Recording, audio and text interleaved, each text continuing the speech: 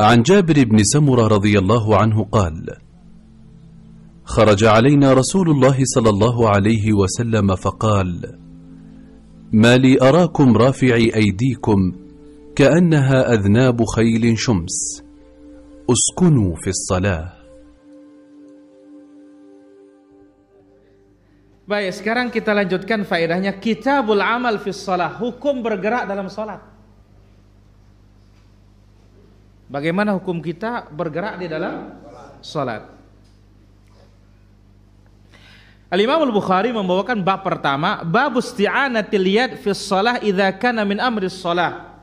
Boleh menggerakkan tangan ketika salat apabila gerakan itu bagian dari salat. Gerakan itu bagian dari salat. Jadi tidak mutlak bergerak 3 kali apa? Batal. Itu dalam pemahaman kita dulu. Baik. Sekarang ini kita pakai fikihnya ahlul hadis. Langsung ke dalil, sumber masalah atau pokok masalah. Wa qala Ibnu Abbas radhiyallahu anhuma, Ibnu Abbas radhiyallahu anhuma mengatakan, yasta'inu ar-rajulu fi salatihi min jasadihi bima syaa. Di dalam salat orang boleh memanfaatkan anggota tubuhnya untuk keperluan salat. Di dalam salat orang boleh memanfaatkan anggota tubuhnya untuk keperluan salat. Contohnya, wa wada'a Abu Ishaq qalan suwatahu fi shalah wa rafa'aha. Abu Ishaq meletakkan topinya waktu salat dan diangkat lagi topinya. Pakai apa? Tangan. Baik. Wa wada'a Ali radhiyallahu anhu kaffahu ala rusghihil aisar. Ali radhiyallahu anhu meletakkan tangan kanannya di pergelangan kiri. Illa an yahukka jildan. Jadi hukumnya beliau bersedek kecuali kalau menggaruk kulitnya atau memperbaiki pakaiannya. Berarti kalau gatal, garuk. Gatal kepala, garuk. Atau apa? Ini tangannya atau lengan, lengan bajunya lagi dilipat, dibuka. Ya, sorbannya jatuh, boleh untuk diperbaiki. Yang penting jangan lihat HP. Jangan keluarin kunci kecuali ada perlu, ada yang minta, "Pak, mana kuncinya?" Baru dia kasih. Enggak, harus diam. Ini praktik dari siapa? Bahwasanya mereka bergerak dalam sholatnya jikalau bergerak dalam sholat untuk mencari sutra. Apakah ini ada contoh dari Rasulullah SAW dan atau ulama salaf? Masya Allah, pertanyaan yang sangat bagus sekali. Saudara-saudara kaum muslimin dan muslimat, sahabat pendengar Radio Syartid Aceh 96,1 FM. Pertama perlu diketahui, gerakan di dalam sholat dengan gerakan yang abath, gerakan yang tidak penting, gerakan yang sia-sia, ini bisa membatalkan sholat seseorang.